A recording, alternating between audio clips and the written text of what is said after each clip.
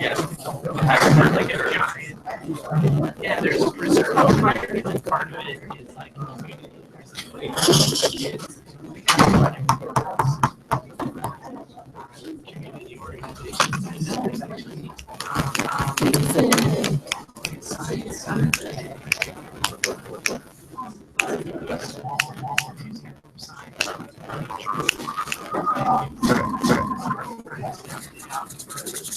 Okay. Cool. Jesse, you next go. Jay Green, you know next go. That one.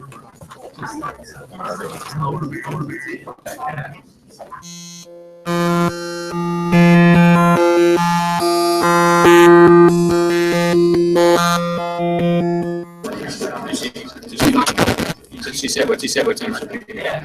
I wonder if what she said for the topics of percentage. She's like, I think she's personal.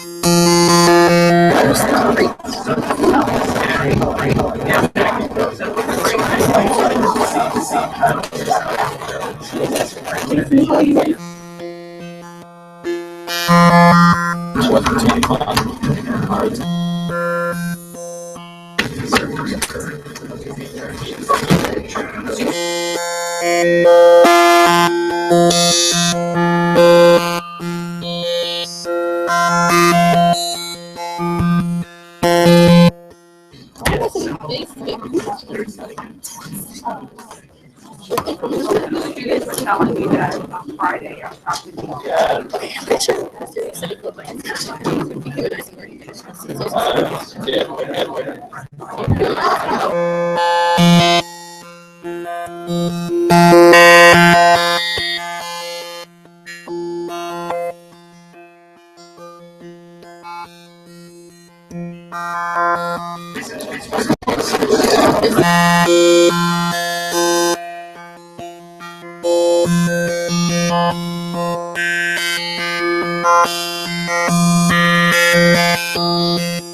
Yeah.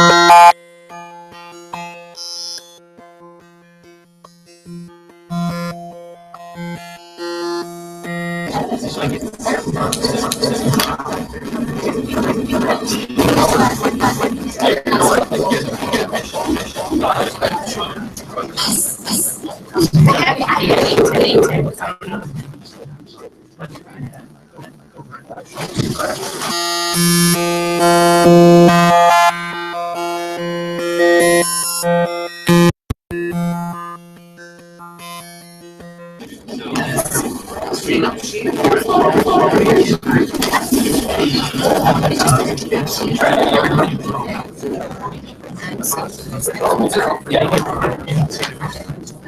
out of the 125 amount of 1,000, it's just a total selection. So they kind of a lot of and then you don't have that. And it becomes like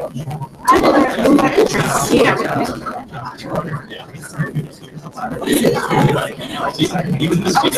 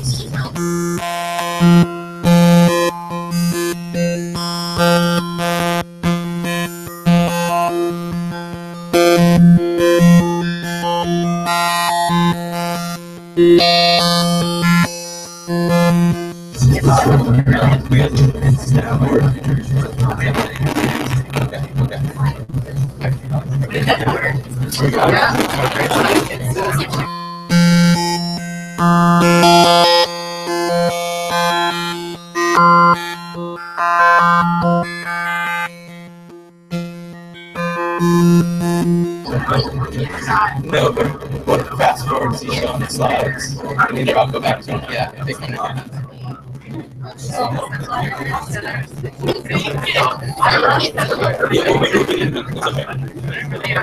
Good morning, everybody. Good morning.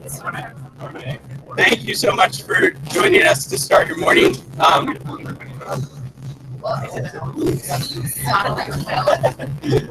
Even if you're not fully awake, when you're really explaining everything, start morning, because we had amazing students, just be a lot of different experiences, and you should know that you're going to be doing a lot of talking and thinking throughout this session. So we're going to start at this end of the line, and then you're going to start hearing a little bit from students. Okay, my name is Jason Green. I'm a parent, 11th grade here, and project-based learning taught me that there is a solution to a problem. I'm a sophomore here at Esalen, and project-based learning taught me to express my knowledge, skills, and creativity into every aspect of my life. I'm Tia Robbins, sophomore at Esalen. I believe project-based learning brings character and creativity to our students, etc. Hi, my name is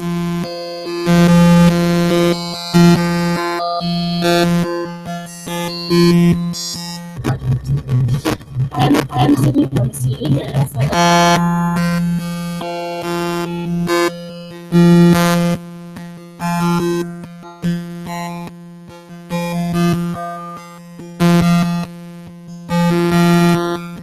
Hi, my name is Jolene, and I'm a senior here at Science Solution Academy. And project-based learning allows me to explore my educational strengths and learn how to work independently. Hi, my name is Eva. I'm a senior here at SLA. Project-based learning taught me to be independent and more mature.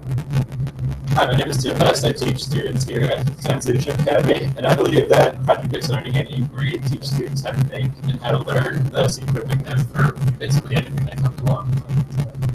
I'm Joshua Block. I teach students English and history here at Science Leadership Academy, and I believe that inquiry has changed my understanding of what it means to learn. Okay, so to get started, we're going to give you a handout. There are two prompts at the top at the front. One says what different things make inquiry successful. The other says what different things are necessary for a project to be successful. You can talk with people sitting right next to you around your table or across from you. Right now, tonight is kind of inquiry and project.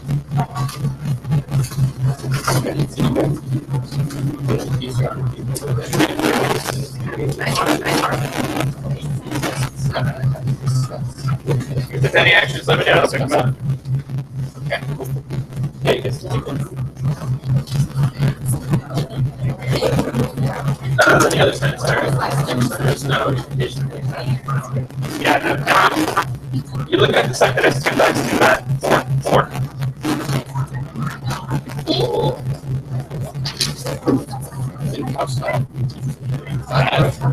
About 5 minutes for this. What is that? What's that?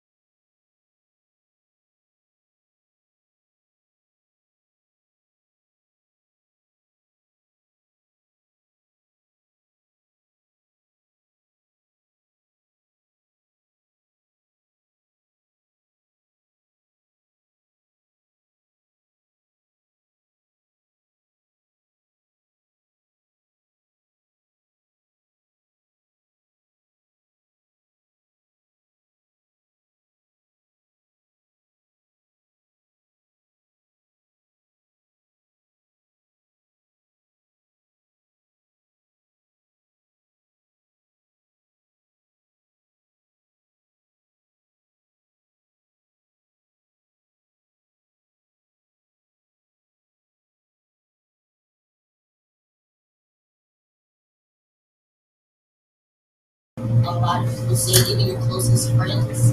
So yeah. For me, it was really like our team effort, our teamwork. I learned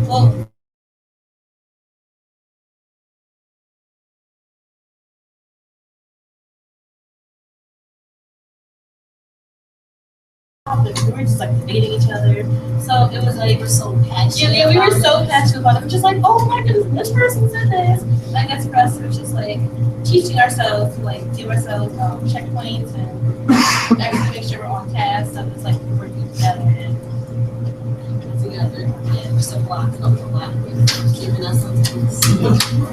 Thank you so much. Okay, we have 2 more projects that students are going to share, and then we want to hear a lot from you. So next is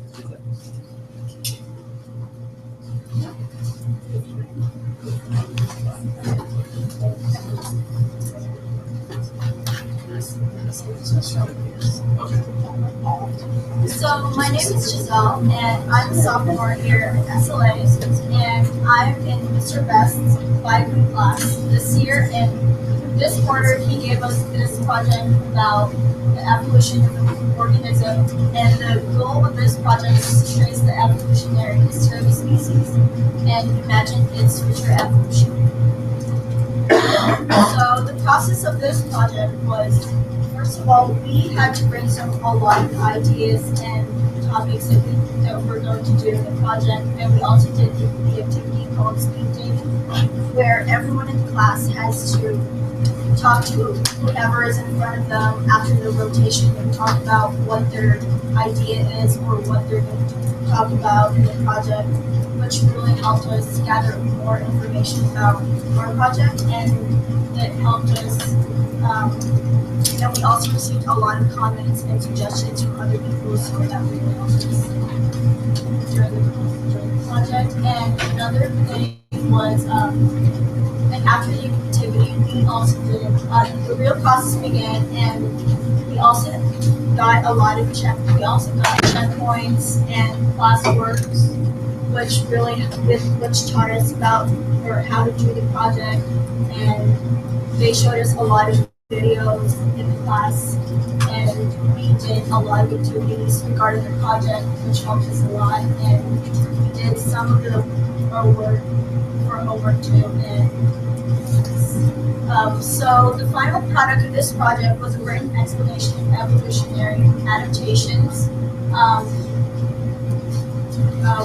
with a total of 6 paragraphs, and another product was a cladogram, which is an evolutionary tree diagram which shows the different relationships among different species. And the other product was a total of 4 fossil record drawings, which shows the relationship with our chosen organism.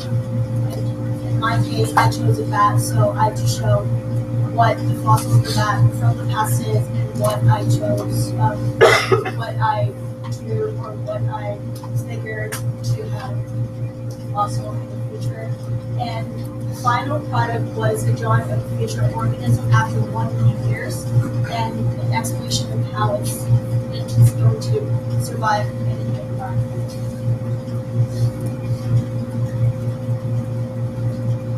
So the challenges that I faced in this project was just basically the research about bats, because especially with the fossils, its adaptations, and basically the general information about bats, because I either get too much information that I wouldn't know how to put them into words, or I don't get enough information about it. And what I enjoyed in this project was the fun part where drawing the fossil diagrams, because that's just a really good way to have to incorporate something in the project for students to be more engaged with the project or in class, and it's just a really interactive way for students to participate more and enjoy the project. And so if you were to say one thing that you learned from this project? I learned that organisms have the traits that they have in order to survive in the environment.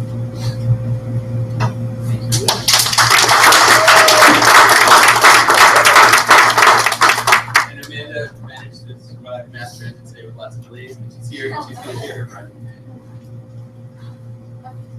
Hi, good morning. My name is Amanda Thu, and I'm a senior at SLA. Welcome to SLA, and thank you for being here today. Okay, so I'm going to talk on behalf of Mr. Block's project. Just like these girls, I chose, well, I didn't choose what they chose, but I chose to do a WHR environment. So, the introduction. What we did in the class, we started off by researching media, had different journals, just introducing us how media, how we connect with media, how media connects with us, how we connect with information and different forms of media. And yeah, okay, so we had many class discussions about media and whether or not if it's a good thing or not. And so Mr. Block introduced us this amazing opportunity to work with a neighborhood radio station called WHYY.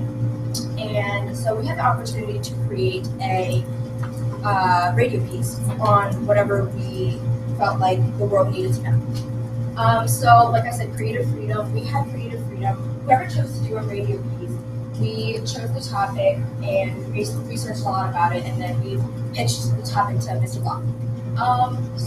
And then for the time frame, we had to do it in a specific time frame to fit the grading period, number one, and to get it on the production at a certain time. So like I said, we collaborated with WHYY and a person who works there, who is a radio producer named Jeanette Woods. So, for procedure. So, this is called my procedure. Many students probably had different procedures than I did. But first off, what I did, honestly, I did not know that I was going to do a radio piece. Like, I was thinking, like, this is so much work. Can I even do it? Like, okay. And then, so I brainstormed some possible topics. That took a while because I was like, well, there's a lot of topics in the world that people need to hear and to see, and maybe just from my perspective. So once I found out a topic that I was passionate about, which was bullying, because it impacted me a lot, and it was something that I could speak out on to a lot because I had a traumatic experience with bullying when I was younger. So once I got my topic, I started vomit writing. I came up with the concept of vomit writing.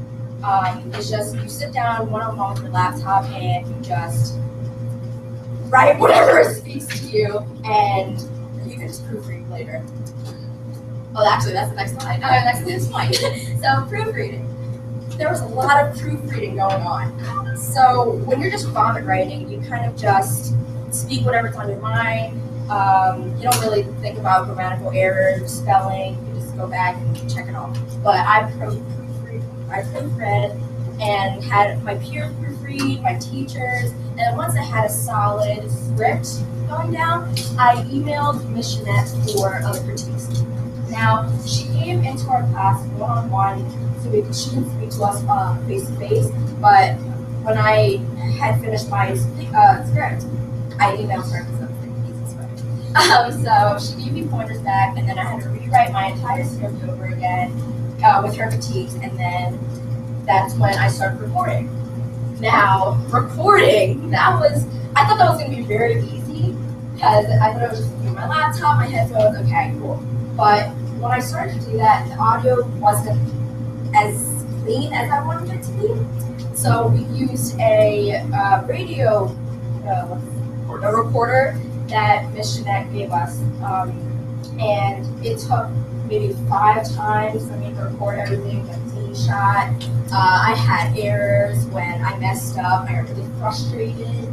I didn't even hit the record button one time, and I thought that I did. So there were a lot of difficulties when making this radio piece, but yeah, I mean, I think I did pretty well. And with editing, since I didn't have any other interviews or whatever, I think that editing was easier because I could just re-record if something was wrong, or yeah. You see the speakers right there. And while Amanda's setting up, I just want to add, the one part you're leaving out, which I think is really interesting, is it was actually a really kind of an emotional process for you because you were thinking back on yourself in middle school. And Amanda's radio piece is this fascinating twist where she was bullied very severely, but then also realized that she turned into a bullier. And there's this really fascinating arc of the story. So yeah, it was like an emotional roller coaster for me because I was crying while I was typing. I was like, I can't believe I did this. But yeah, I'm just gonna show you guys, or hear you guys. That didn't make any sense. play for you. Yeah, I'm just gonna play for you guys a little snippet of the end. So.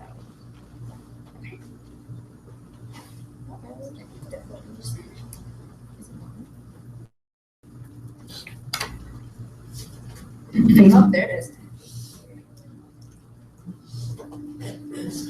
Okay, this is just a little background, but I'm talking about how Facebook was a tool that made middle schoolers bully each other easier. Okay. Facebook was the perfect tool to do so. I hid behind that screen and sat like a coward and would make comments under their pictures saying things that would make my other friends laugh. I made fun of their poses, their outfits, etc., just to make myself feel better. A trend started on Facebook called a "to be honest" post. Essentially, when someone liked a status, it was equivalent to a request for an honest opinion of them on their page for all to see.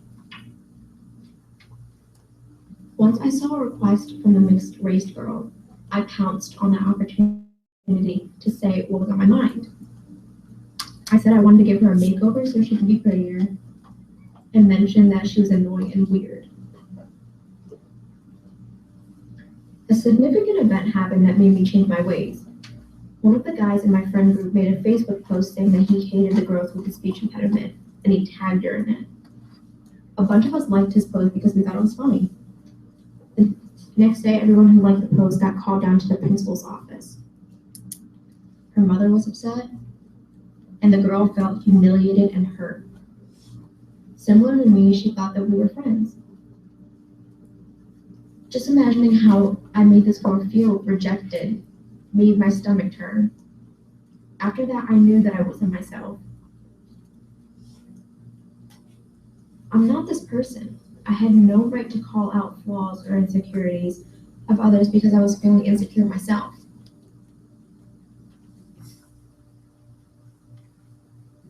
I'm finally speaking out on something I've been afraid to tell people for many years.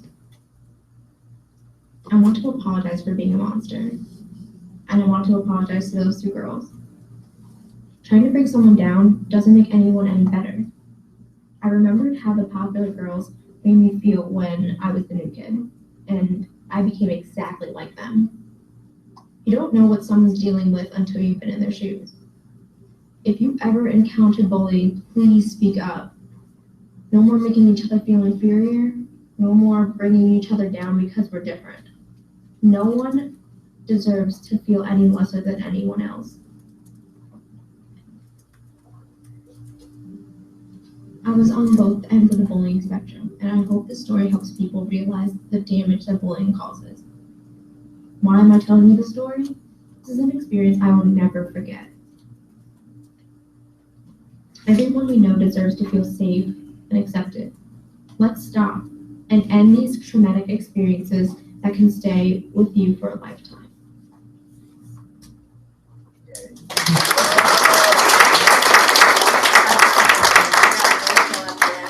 And Amanda, if you could summarize in one sentence what you learned by doing this project, what would you say?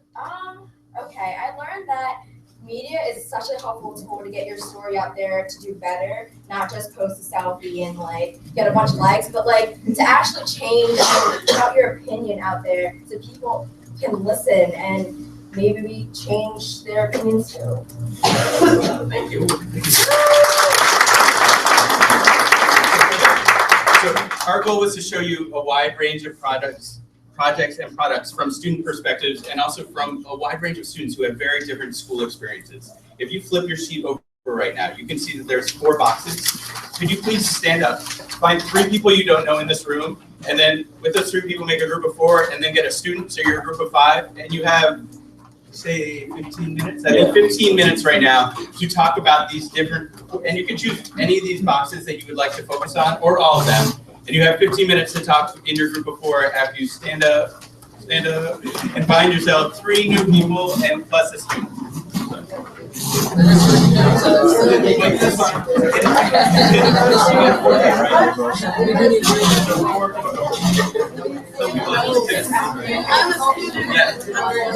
Anyone else need any of these sheets?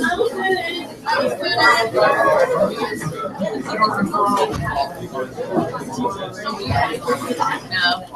really don't know. I know, that's true.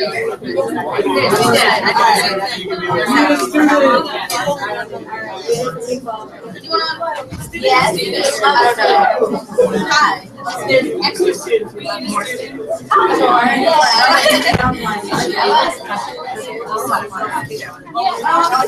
Hi up there.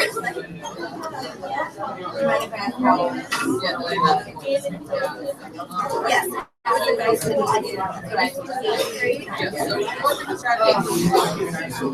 Oh my goodness. All right. Middle school's at that awkward transition. We'll try to fit in exactly whatever is trying to yes.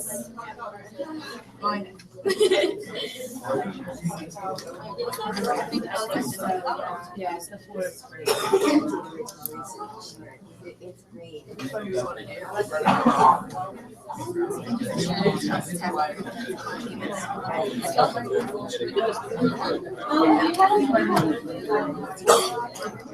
for me,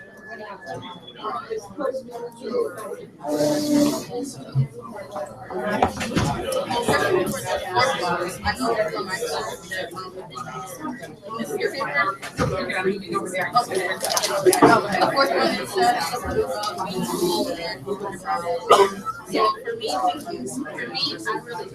reflection because that's a like project we like so large and like so much the reflector just be sure to how we do that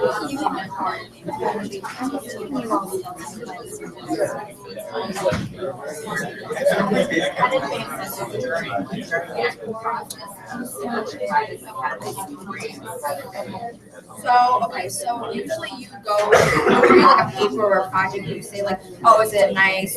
Or is the content great? But we grade on design,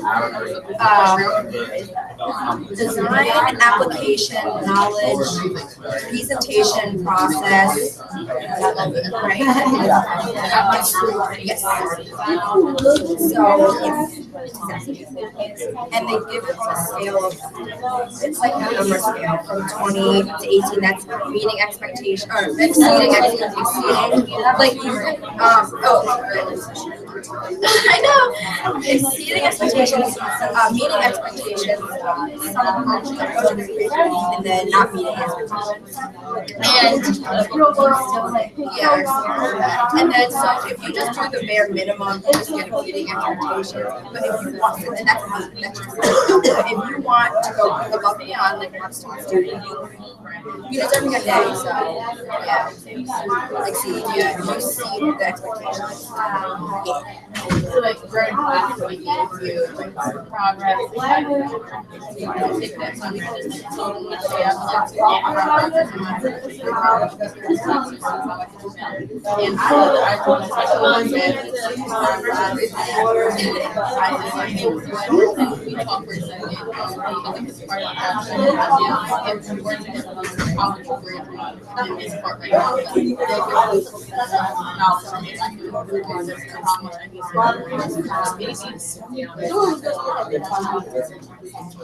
Yeah, like so teacher to student, you have to have like a connection, email them constantly, have a relationship with them, and like say like, okay, well, I'm struggling with this, like how can you help me, how can I do this better, etc.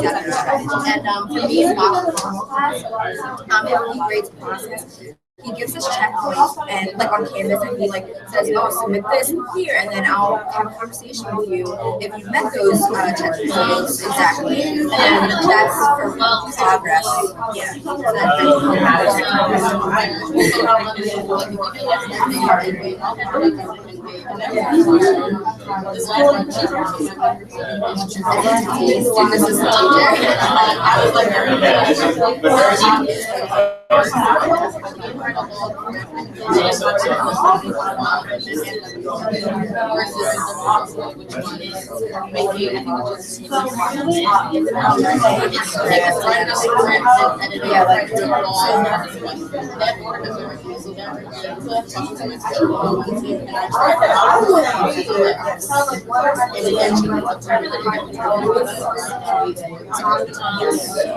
So like, if you still if you don't have it, you're not a technology. Is that your progress grade? Or it's a matter of talking to your teacher about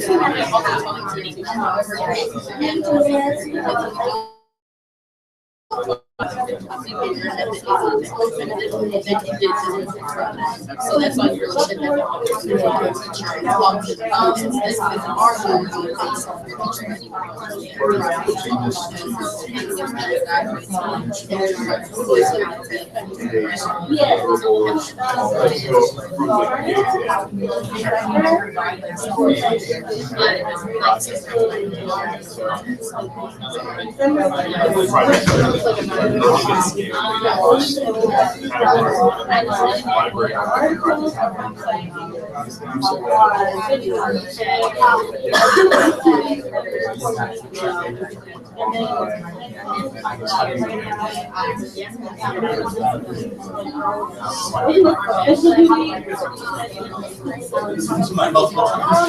Okay, so if most of the students in the class are struggling with a project getting that finished by, let's say, Friday at 10 p.m., we would ask the teacher nicely to go collectively and we would say, please, Mr. Clark, I think that our best work will be finished by like Sunday at midnight.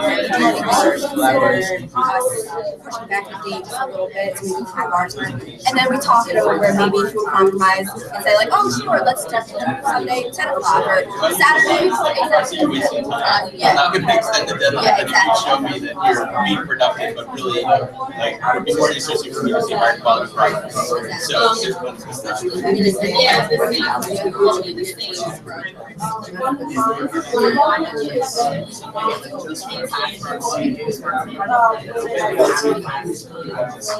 it depends on the class. Yeah, so I don't think it would be a full week. Sometimes it may be like maybe 3 days out of the week. Like, okay, we're doing this for an hour and 5 minutes, and then you work at home. So it honestly depends on the class and the teacher.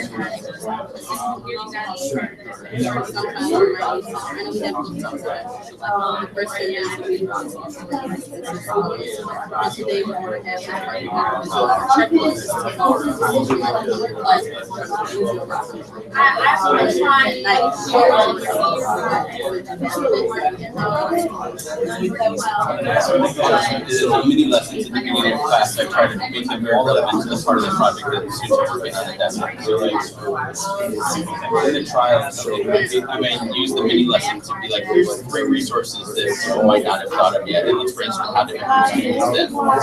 And then they get back to working in on the project. So it's like, hopefully the mini lesson improves the process.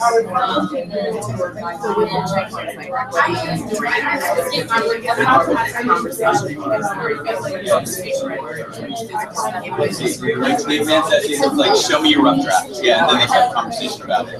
Or radio pieces like for the script. Yeah, like script. Did you record yet? Did you have a meeting? Yeah, most of the classes we have mini lessons floating around the room. You know, just sitting down at tables and then checking in. You know, what's your progress? What can I give you credit for the next check? And my goal is that if I'm going to sit down with you, I want you to be able to produce better work afterwards because that we sat down and had that conversation. So I'm thinking that what kind of feedback will help the student make the product better.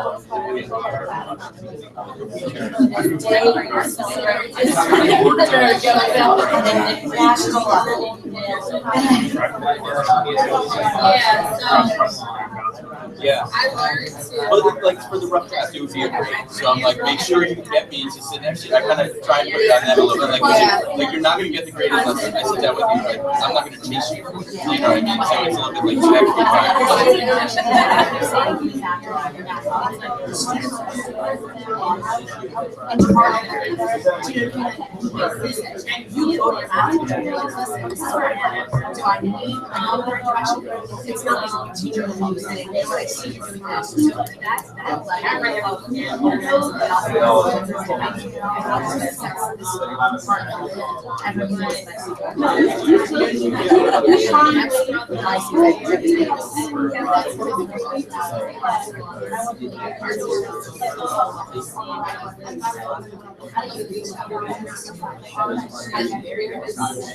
That motivation comes.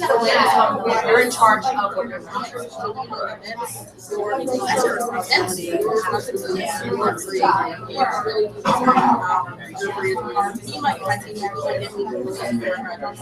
But I'm really in project. So I probably feel like you can question how projects are going. Check in with you.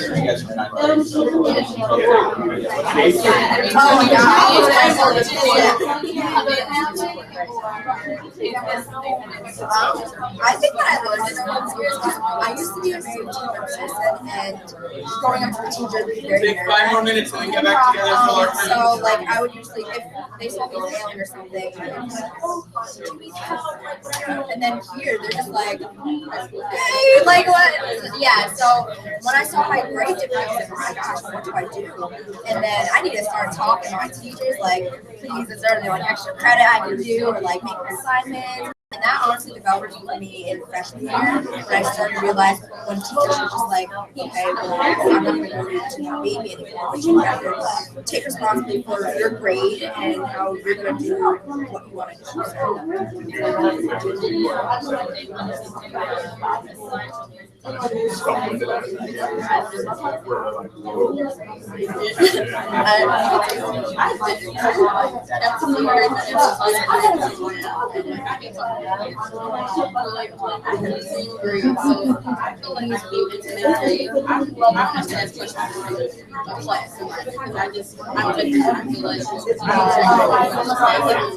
Why don't I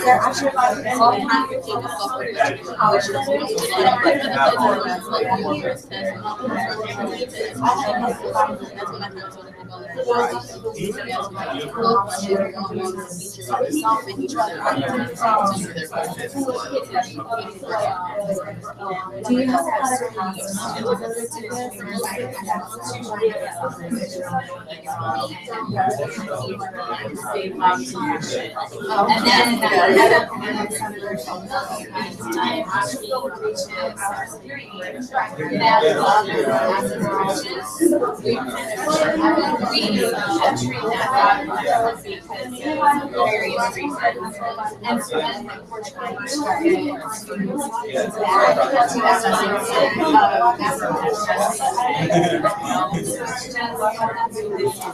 That's where I struggle, like how do we get those 7th graders to embrace it when they want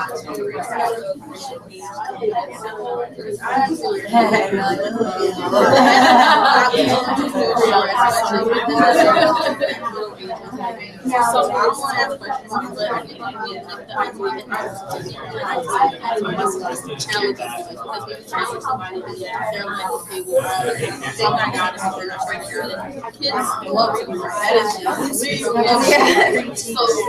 like, okay, go ahead and learn to operate, I need to huge maybe advise the situation, trying to solve the tip for your kids to change everything. A little challenge process to get this up and down.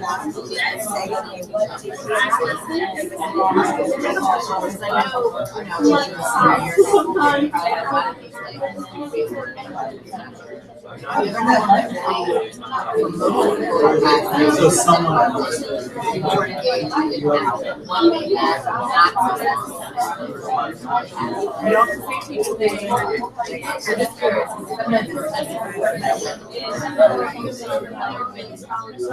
So freshman and sophomore, this is my teacher, he's not here now.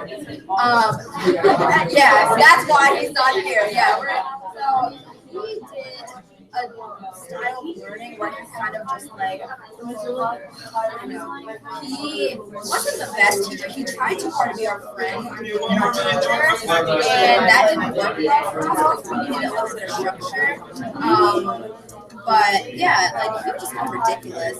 Like what we learned like from his class, we learned like what we learned in second grade, maybe like the mitochondria, like all that cell stuff. And what didn't work for our class is that he, like I said, he tried to more be our friend and not like our teacher. So I guess he did projects that didn't really reflect what we needed to learn in ninth grade, and I felt like I was not engaged at all because he didn't take his job seriously as teaching me. So why should I be engaged of trying to learn? It's kind of like a mutual respect of a teacher and trying to be our friend. Like there has to be a line for that. So that never has to be.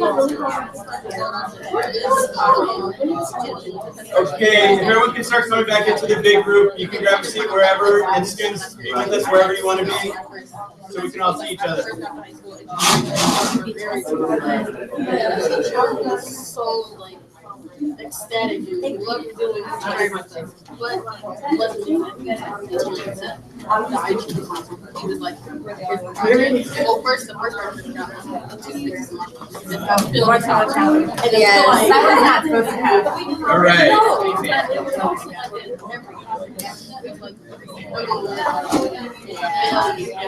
Amanda, Alicia, grab a seat anywhere. Anywhere. You don't have to go back to your original seat. Wherever you want to be is fine.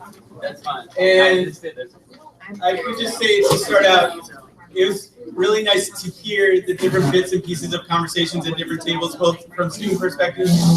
I'm going to let you guys finish that in a little bit. We want to talk about that. So what was interesting is that there were very different conversations going on, but also a lot of common places where the conversations overlap. So we would like to spend some time where you can all share ideas as a larger group. And it might just be something that you noticed, or maybe something that you wonder about, or a comment beyond either notice or wonder about the students, their work, and the whole process that we're talking about in inquiry and project-based learning. Who wants to start us out? I know there's tons of good things out there. Go ahead. I'd like to start with a question. The young lady talked about the evolution project. Where did that fit in to learning about evolution? Like how much evolution content did you have before you started the project, during the project, after the project, or was the project where you were going to learn everything about evolution? Evolution was actually our lesson in class before we did the project, so they based the project off of our lesson before. So that's how it was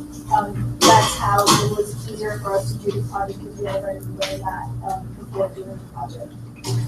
And when you say a lesson, like how much time did you spend on learning about evolution before you tackled it? I would say most of the quarter. Okay, there we go. And this is a great question. That's a common question, an important question. How do projects fit into units? And I'm wondering, do any students want to comment on that? Like, are there units where the project is introduced on the first day? And other units, I know often in my class, the project comes towards, it's the second half of the unit, but students, do you want to comment more? Joey, go ahead. For example, our statistics benchmark that we had this quarter, we actually received at the beginning of the quarter before we learned the content that was supposed to be incorporated inside of the project.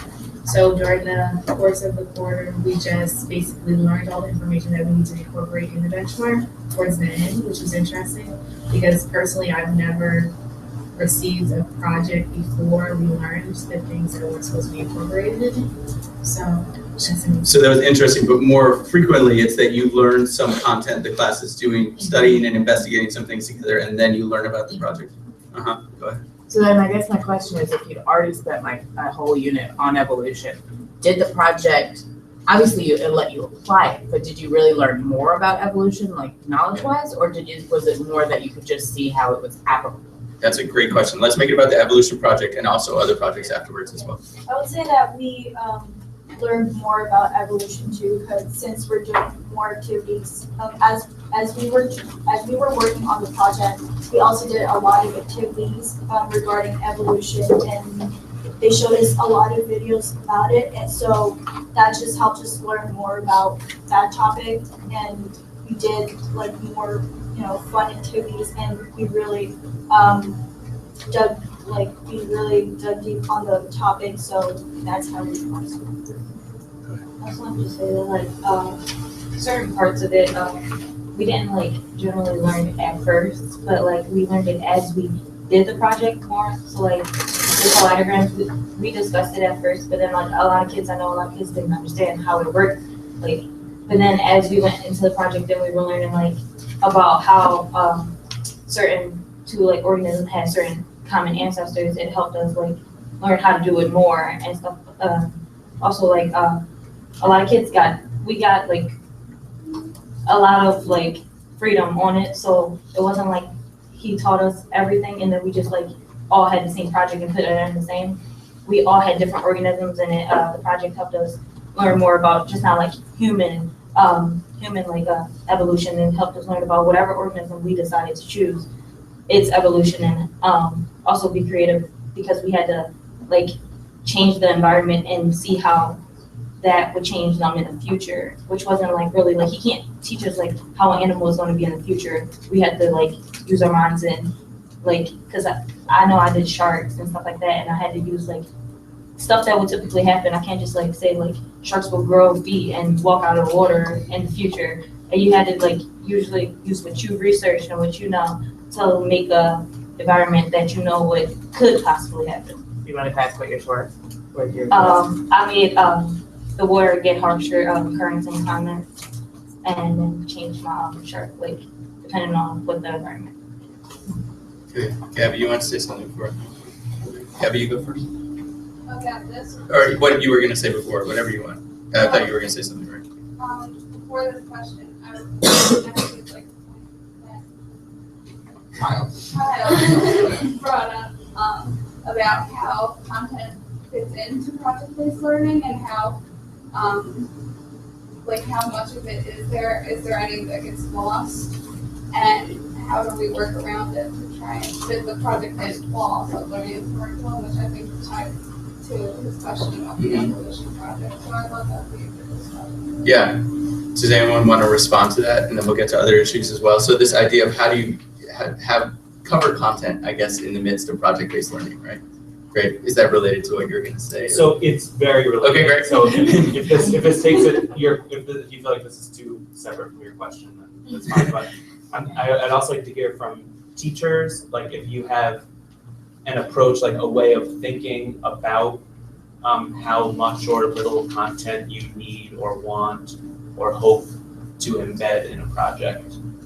Because there's clearly this that's one of the fears, right? Yeah, that's great. You want to start responding to that, Joe? Yeah, I think this will is an answer to that, and also the question of are you learning more evolution?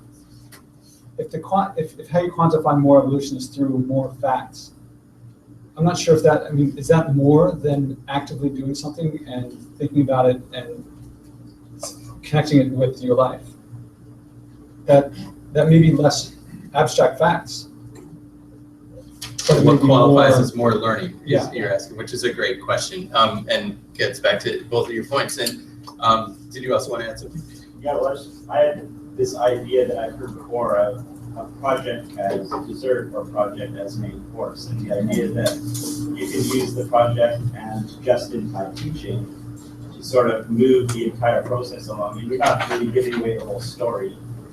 The kids kind of have these light bulb moments where they've got the idea that this project is happening, but along the way you can sort of see these light bulbs go off in class where kids are connecting what you're saying right now, the project that is going on in their whole timeline. Yeah. And I think that when I've seen that happen in my classroom, that's the most exciting thing for me. To know that I didn't have to spell it out for them, that they made a connection and understand an environmental process connection, not just the knowledge that they could predict on the test. Yeah. That for me was the missing. Right, and I would question this idea. Would we count it as more learning someone that crammed for a test and did well on the test and then forgot all that stuff versus let's take their project and the project that these girls did where you're like, it really changed how I see the daily things around me. And it's a really interesting question. Which of those would we count as deeper learning or more meaningful learning? But it's not, so I just want to put the question in again. Because it's not content free, right? So for me at least, like I hear you on the theory, like it's definitely, and I completely agree with the theory 100%. You've got to learn more by engaging deeply and all that kind of stuff. But it's not totally free of content. The projects are not free, so yeah. So how do you think as a teacher about that, about like what content do we want to make sure is in there, or like how do we make those kinds of decisions? Is there a consistent approach you take to that? Or? So you're kind of asking, how do we communicate the expectations for the project to the students exactly? Like what's the specific way we communicate that to the students? Is that accurate summary of your question or not? I guess it's one way. Okay, got a clear way. Coach, I think, like Paul, this evolution project, you know, like there are things I need my students to know about evolution. As much as we may hate it, like they have to take this Keystone Bio test in the spring, and evolution is a large part of that. You know, like it's in our Pennsylvania curriculum. But at the same time, we as a school are not willing to like, you know, drop cool projects like this to have them read the textbook on evolution and take, you know, quizzes on it every day. So this is like the weaselly way, but like we just try to find a balance between like knowing the science of evolution and taking time to do it in a cool way. But I'm very comfortable with how much evolution they know, you know, and like not with the test in mind, but just like as a science teacher, I really just want them to leave this class like, you know, appreciating evolution, or like at least thinking more about it than they might have thought about it before. Like, you know what I mean? Like just bringing up some of these ideas for them that they may not have come up against yet. And I don't know, I mentioned in the beginning when we were standing in that line that I want them to be able to think and like learn, and I hope that they are now thinking about this topic. Like that is my main goal. I I care how they're doing this test, but like I want them to think about evolution.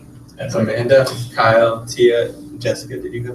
Is it Jessica? Yeah, yeah. Okay. I want to bounce off. Okay, so we'll go 1, 2, 3, 4. Go ahead. Okay, so to talk about your question in Mr. Block's class, like he gives us the tools, what we need to know about media, just to introduce it as, okay, like a base or a background information. And then he gives us the tools to learn about how to create a radio piece and different radio pieces that we can go off of, and just to give our minds thinking a little bit, like just to bounce it off ideas and everything. But he gives us the freedom of what can we create, what do we create. Like he's just giving us a solid background of how to make it, what great things that you can incorporate into the radio piece. But he's not restricting me to what I have to create. So that's, yeah. And that'll be in the rubric of a literacy-based thing. Go ahead, Kyle. Okay, and I'm going back to the evolution project, but the other ones are fantastic. I don't want to get to this. I just teach physics and I'm the department chair, so that's what's on my mind. But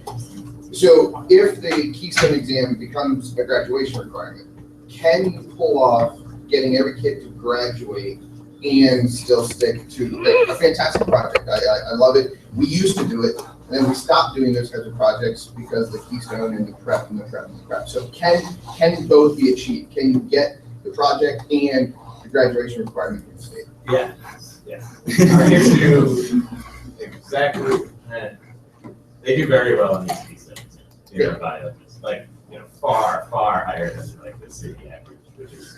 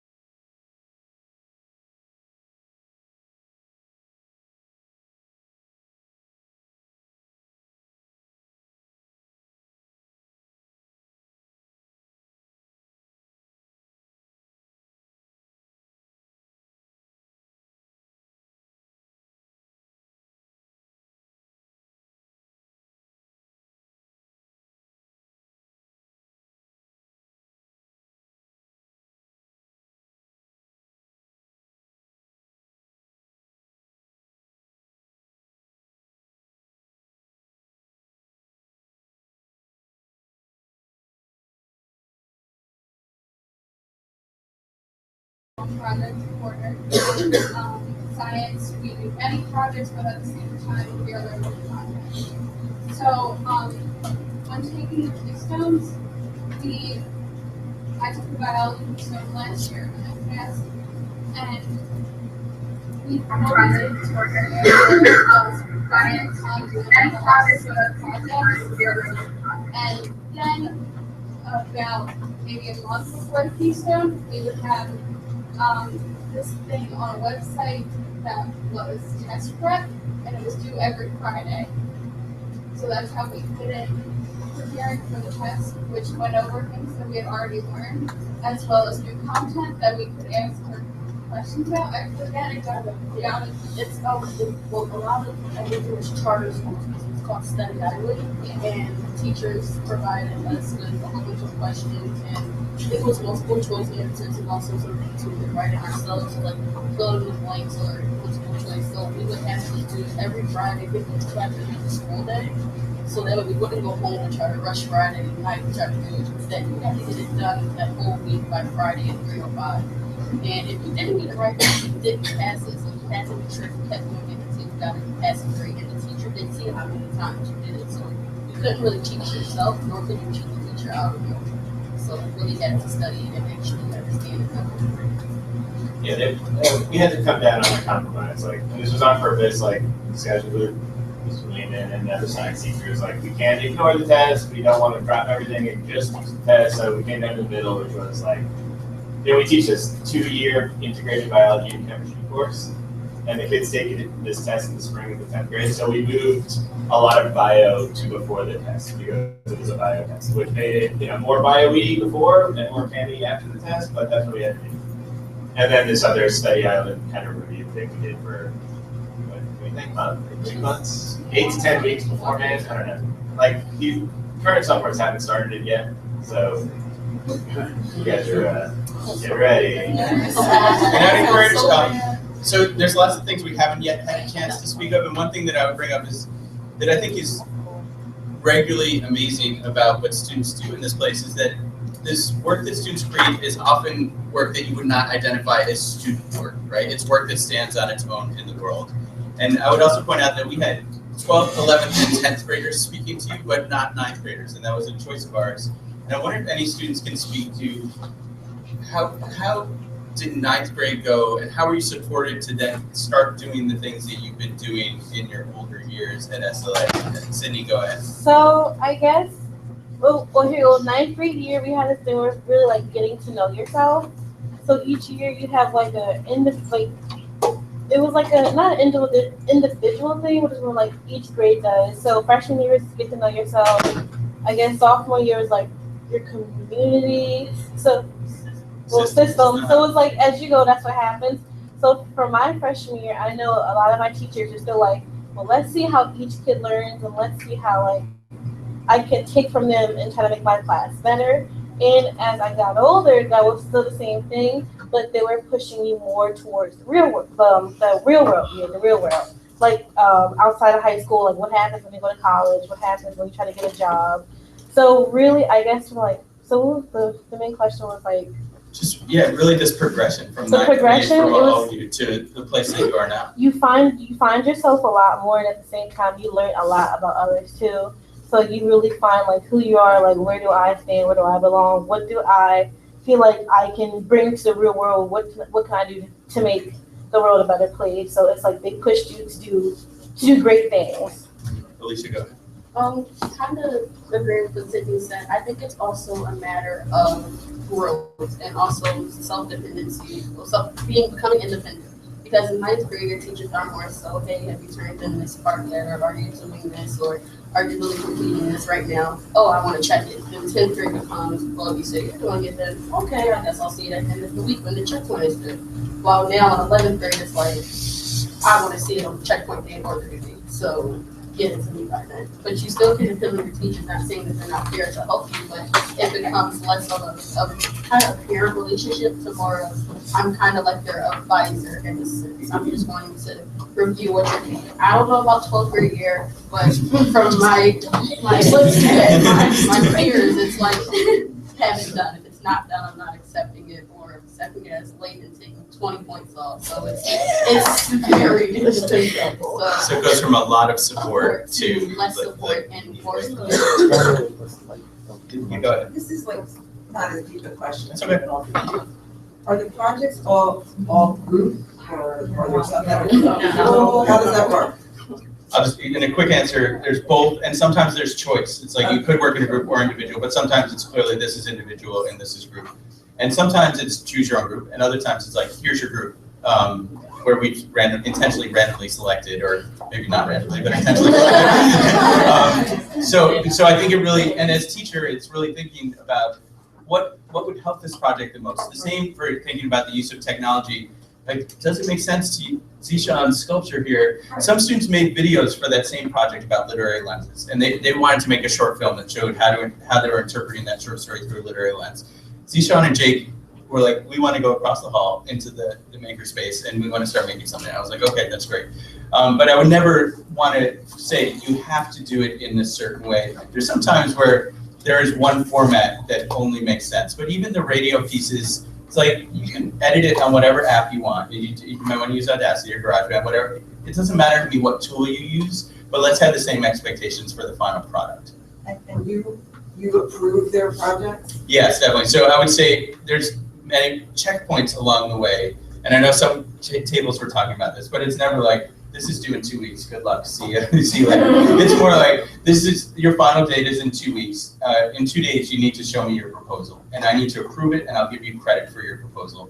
And for me as a teacher, when I'm approving the proposal, in my mind, I'm like, I also want to make sure that I want to help every student make it better by talking with them to approve their proposal. So it's not just like, looks good, great. And you guys know this. Like, I'll always look at it and be like, well, why did you think about this? And what about this? And I'm sure it's really annoying because I'm never just like, that's great. But I'm always trying to use those, like, even if it's a 30-second conference, to give the students more ideas about how to improve their work. And as the grades progress, the checkpoints become fewer and far between, or? Yeah, I'd say larger chunks maybe might be one way to describe larger chunks of the project. Go ahead. I was just gonna ask, when you're having these conferences, like to discuss the checkpoints or whatever, what is the rest of the class doing when you're having these one-on-ones? So, is it work time or is it? Yeah, it might be like, whenever your proposal's ready, let me know and I'll come, and everyone else is getting their proposal ready. And once it's done, I'm like, okay, now you should start writing your script if this was the radio piece. Or, so it's definitely work time. Or sometimes there's another assignment that's going on simultaneously. Like if it was the radio work, just to stick with that example, we had assignments, there's often looking for models as well and analyzing models of the work, whether it's writing or radio or video, or I'm sure in science there's different examples as well. So there's always other things to do. So it's like I'm floating around the room, but everyone knows there's things that they need to be getting done. Okay, last couple quick comments for our closing activity. Josh, go ahead. As a teacher, how much do your assignment, or how much does the project that you, how you create the project, how much does that change from year to year? Is it evolving, or is it like refining? Yes, it's ridiculous that I make as much work for myself as I do, but then I'm inspired by a new exhibit that I saw in a museum, and I'm like, oh, my students could do some version of this, and then it makes me think, and then I read this thing, and I'm like, oh, my students could incorporate these types of ideas in the project. So just for me, who I am, and you're the same way, because we always have these conversations too, that we're always revamping and being inspired by different things and thinking about how to change the work. Go ahead, Leah. I'm just curious if you have like a resource you could share of how do you communicate with this with the kids? Mm-hmm. What does like the rubric look like, Sure. or the assignment look like? Yeah. So they know the dates, the Yeah. expectations, etc. And when we wrap up, the students can all show you their Canvas page, but also as teachers, you can come to us and I can show you where to see lots of examples of my student work, like on my teaching blog and things like that. Really quick point, yep. To go back on how they change the projects, usually one of our core values is reflection. So usually at the end of like a big benchmark, there's usually a section of like, how could this project be improved, or what can I do better for the next year? Or so the students give feedback on what worked, what didn't work, and they, as teachers, they change the project from the feedback. Yeah, according to the feedback. So really quick point, and then Ms. Trust. Okay, so on the 4-box side of your paper, down at the bottom, there's something we'd like you to just take a couple minutes to think about. If you could write down 3 observations that you that really stuck with you, 2 questions you might still have, and then think about like one specific goal that you might be able to pull off. I'll let you determine how big of a goal that is. But if there's one thing that you took out of this session that you think you might be able to work into your own practice in some kind of way.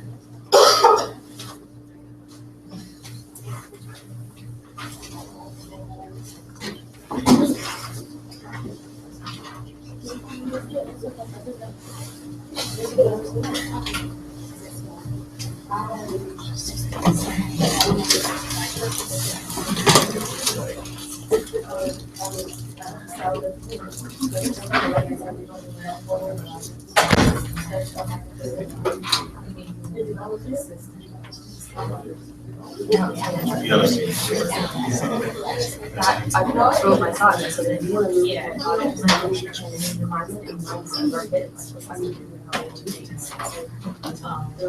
They make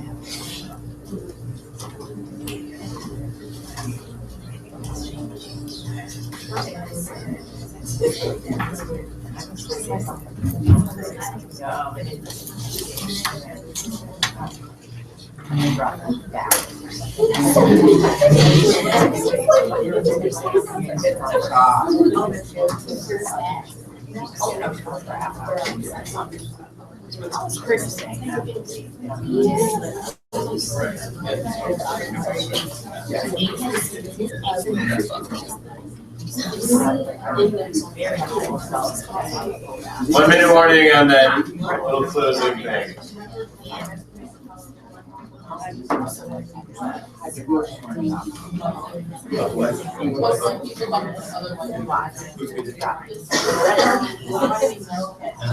Yeah, I know.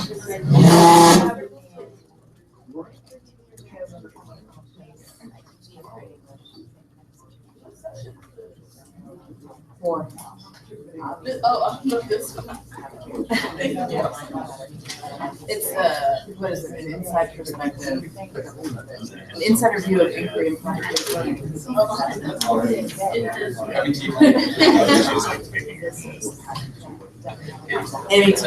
Okay.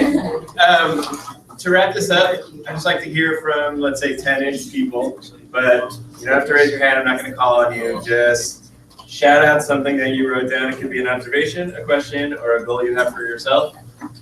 Ready to go. Lightning quick. Yeah, just go. How can you adapt this to work for middle school age students? Observation is that all the students that I heard from mentioned the core values. Students are very passionate about the projects. How much direction does the administration have on the types of projects you assign? First grade projects will have to focus more on skills than content. How are communications between teachers and students organized in ARC? How long are the units? What is the scope and sequence of your courses? Do you have a standard process that the faculty uses, like a one-pager for project facilitation? What happens when you notice a student or group is struggling? On average, how many do you do a year or a semester or a night list? Every student I've talked to is very articulate and very good at expressing their knowledge, and knowledge of deeper learning is evident. What ways does traditional research support the inquiry learning that happens in the classroom? How do you adjust for a student that doesn't want to take on the responsibility? Where can I find a copy of the radio project? Yeah. It's a copy of your radio.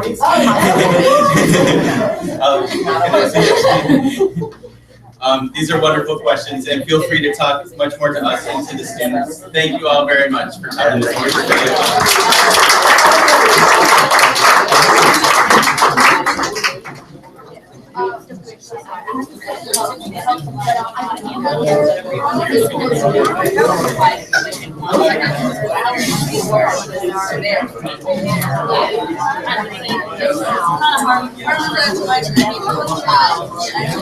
Oh,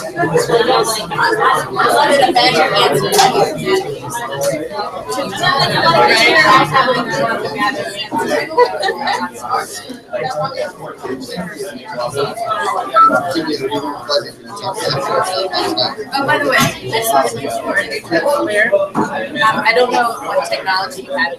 What technology you guys use? Are you mostly Google based? Do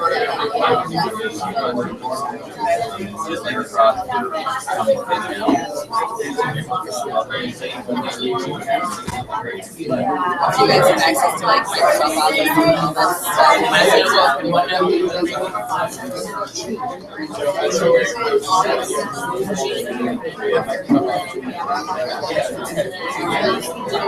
I was just gonna say, I'm taking a year off of classroom and I'm training teachers on how to like integrate the technology. And if you want to look at something like this,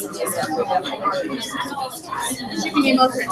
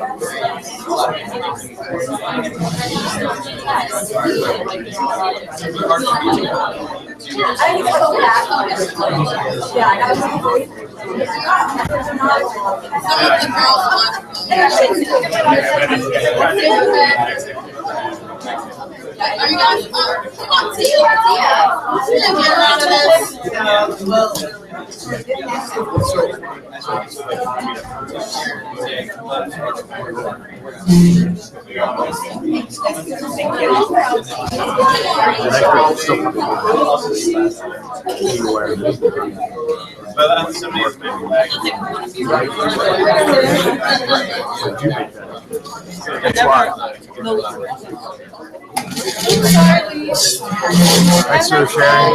Thank you very much.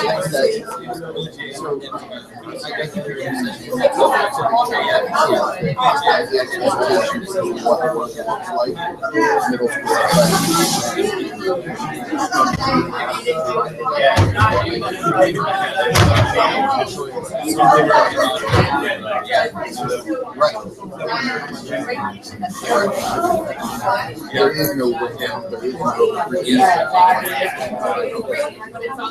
no, absolutely. Like everything we do here.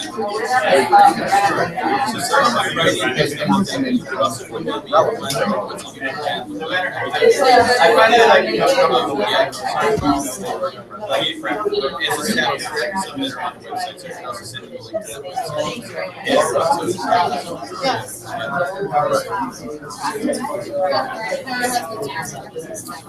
But there's a lot of stuff going on.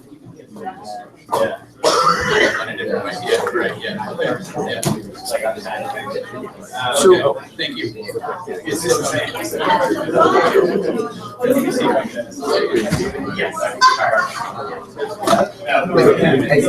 I think how much time they get practicing though talking, whereas how little time our kids get practicing talking in that respect. And that's where like the council, because I was in council, I think all these opportunities when they get to college, they're much more comfortable doing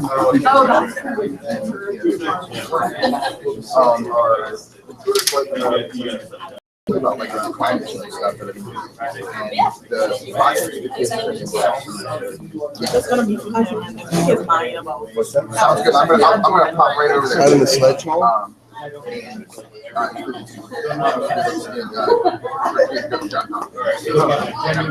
about that balance in context. Parents demand a certain level of progress as well. You guys, what technology do you know? So, one-to-one, one-to-one. That we with voting on an LMS next week. And then it's been too small. Because that's the extent. I mean, our districts, comprehensive planners and our superintendent decided the voice of choice. She does not understand the learning like that is a priority. A lot of what I see, a lot of how do you take things. I mean, we got a huge space. My room is basically one right below this. So it's the same setup. Yeah, like get rid of the time constraint. Master farther or. You're up in your classroom and working with yourself to figure out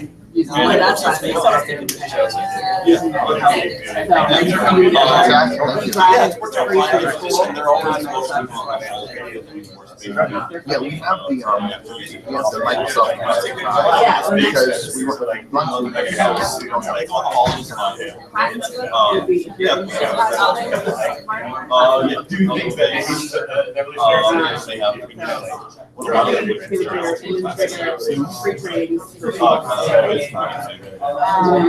Short answer is no. We're not taking your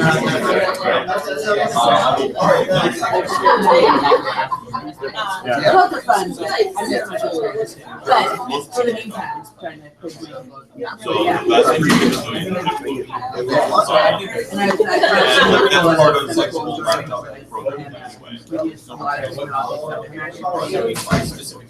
Pretty familiar with kind of we use kind of yeah, and I mean, we're at that point, so we're talking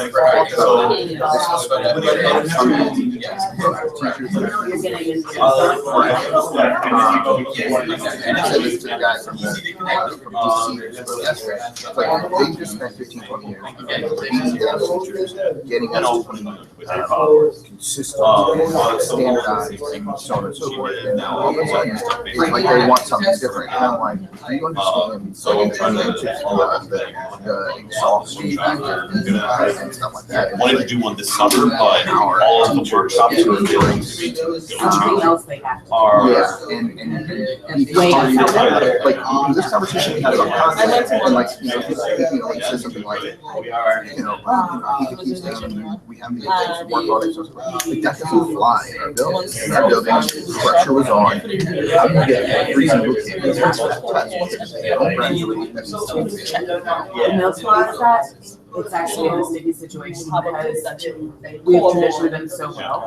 Ironically, if we even drop a couple percentages, we're still marked at the past as a oh and then before that, I was non. Was like magnets. There's not exactly. How people do it. And they tell you it's not very nice. I get the pressure. Yeah. Yeah. I get the pressure. So I bought the same thing. And so yeah, one of my teachers are pleasers by their very nature. Kids are pleasers, and you see a lot of that. So I feel like our conscious Not necessarily Also, you have to be able to take that stance. and that's another challenge that we have. And then if you don't have a system, the kids avoid it.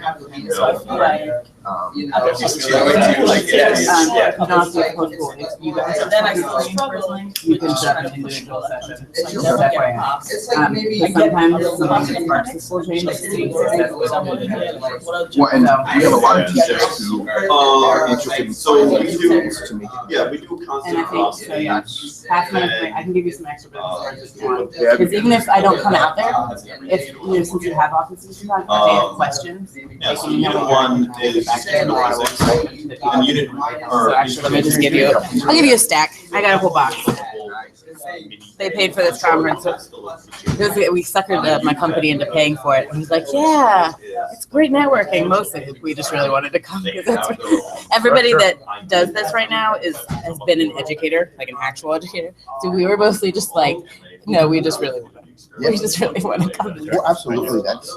He's gonna be like a pep rally and all that. Yeah, no, it's like, it revitalizes you. It's like a breath of like, I'm not alone. I'm not alone. Yeah. Like, this is my tribe. Like, other people can do it. I can do it. And it's about the possibility that it is possible. And with limitations, not with, the best. And my first year, I actually, the way I decided I wanted to become a teacher, right after I graduated, I had a completely different major than what I was doing. And then I was going to work in a nonprofit and all this stuff, and then the economy crashed right after I graduated. So I ended up doing an international teaching thing, and I got thrown into American Samoa, and 1 month of training. Before that, I taught Sunday school and like some ESL classes on college, just a little bit. And then they threw me after month of training. I taught 9th grade general science, 9th grade physical science, 10th grade remedial English, and then they took away my planning and made me the number one because the teacher quit. But after that, and no copyrights, no textbooks, no nothing. It was like no air conditioning. It was like a school. It was actually like the worst school in America. So it was the vocational high school where they sent me out of the kids that nobody else wanted. But it was like after that year, it's like, well, I can do anything now. Yeah, absolutely. I survived that. Like Navy SEAL training, Right. whatever, bring it. Right. Thanks a lot. Yeah, no, I appreciate that. Take a look. Seriously, let me know. Because we're in that weird transition phase, and there are and people you who have make to just be able to then limit what you're gonna go through, make sure there's more understanding, and still inspire those people to hopefully go into it eventually. You're not gonna let them, you're not gonna be able to get them through. The power of the internet. I should say big. I know. I'm very anti-party line. What are the, what in cold? Well, so the thing is, it's gonna change depending on the unit. So for example, in one of the first big mental problem was, like a distance displacement, graphing your motion of your school. So they took data on like their average time, different sections of the school, and they used Google Maps to figure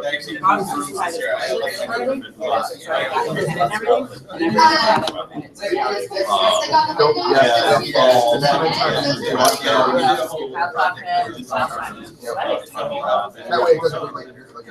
No, and I'll just say like, I talked, I'll mention, I'll be like, they said, like, I'll talk to You don't have to talk about stuff, just because I think sometimes when I one was it's spammy emails. yeah, it's like as long as I can see there's like a little bit of like legitimacy to what people are saying, just listen a little bit. I would say like I ran into teachers in the district at a conference this weekend. They mentioned like your district moving to Office 365, like here's what we offer if you want to training for your teachers.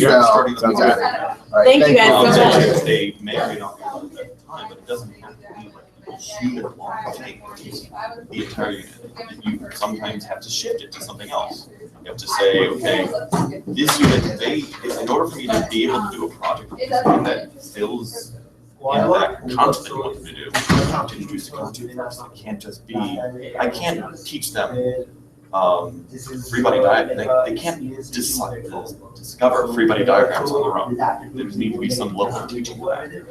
So you've got to actually say, okay, this project is going to be one that's going to be introduced a lot later in the unit.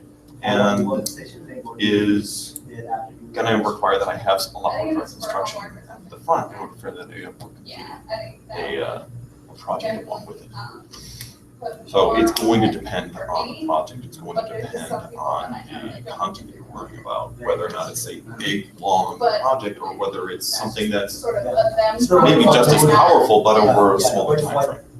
More people will just come and How often do you Like, I mean, you could make it like, you have to get at least 60% or at least 70%. instructional? So like, So I try to do as much student interaction with material as possible. As with every school, I've got limitations on that because of